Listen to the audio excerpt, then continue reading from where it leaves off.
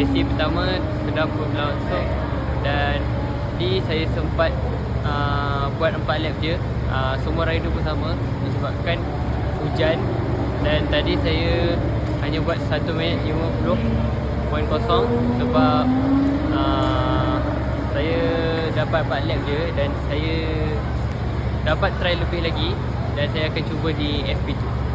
Saya baru saja selesai frequency 2 dan saya berjaya mendapatkan sesi tadi di petak yang ke-8.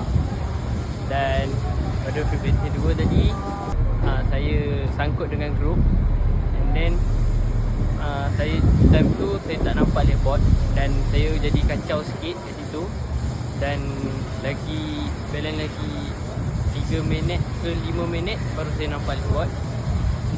Dan pada masa tu saya di posisi yang ke-16, dan lepas saya nampak leadboard tu saya push, dan last lap saya berjaya menamatkan di petak yang ke-8 dengan time 47.9.